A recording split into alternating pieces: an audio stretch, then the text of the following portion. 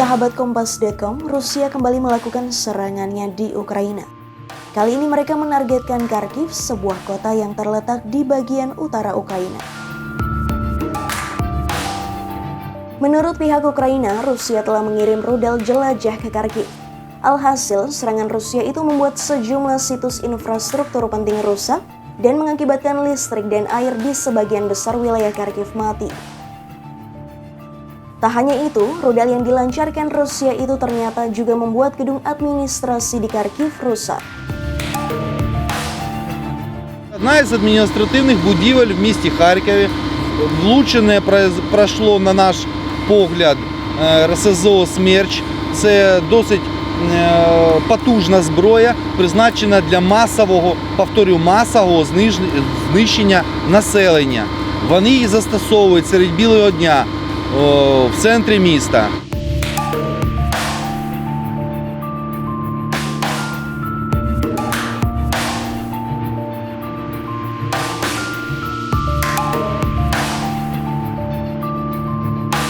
Tak hanya Kharkiv, Rusia juga melancarkan serangan ke beberapa kota di Ukraina, yakni seperti Kupiansk dan Izium. Serangan ini dilakukan sebagai respon atas klaim Ukraina beberapa waktu lalu.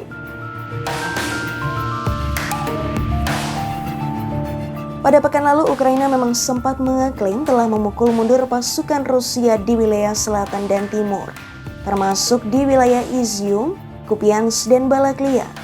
Namun Rusia mengaku bahwa pihaknya sengaja menarik kembali pasukannya dengan alasan bagian dari taktik perang. Воздушно-космические силы России, ракетные войска и артиллерия продолжают наносить высокоточные удары по подразделениям и резервам вооруженных сил Украины в Харьковской области. В районах населенных пунктов Купянск и Изюм поражена живая сила и военная техника националистического формирования «Кракен», 113-й бригады территориальной обороны и 93-й механизированной бригады.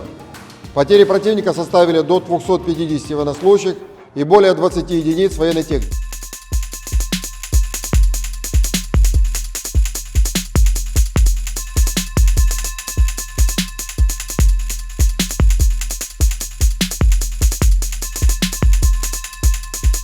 Di sisi lain, Menteri Pertahanan Ukraina Oleksiy Reznikov menyebut perang melawan Rusia saat ini telah memasuki fase ketiga.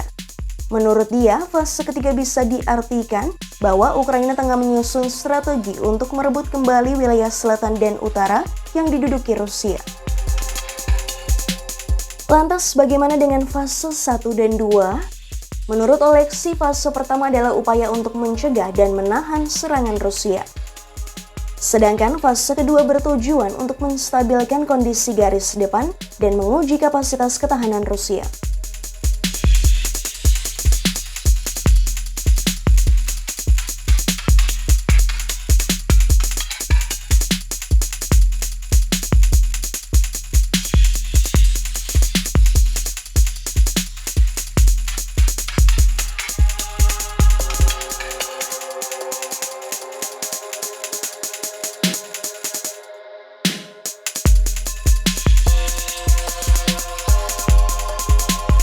Melihat sejumlah wilayah dikuasai Rusia, Ukraina pun tak tinggal diam. Mereka mulai membalikkan keadaan dengan melakukan serangan balasan dan merebut kembali sejumlah wilayah yang diduduki Rusia.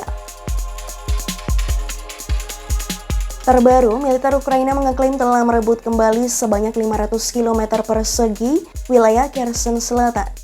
Selain itu, permukiman Vysokopilia, Biloguerka, Sokistavok, dan Miroliobivka sepenuhnya telah berada di bawah bendera Ukraina.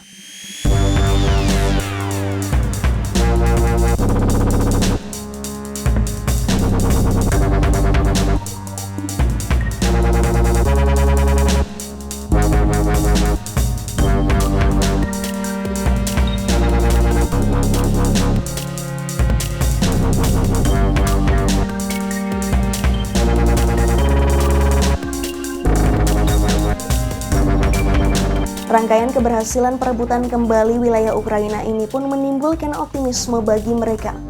Ukraina pun yakin pasukannya dapat mengalahkan pasukan Rusia.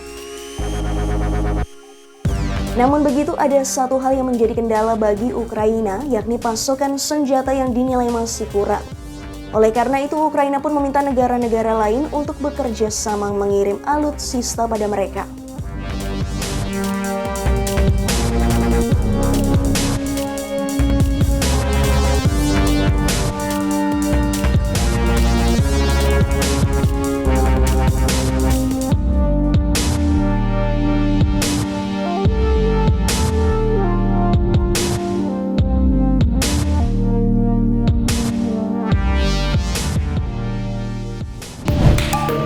Demikian news update, simak informasi terupdate lainnya hanya di kompas.com, jernih melihat dunia.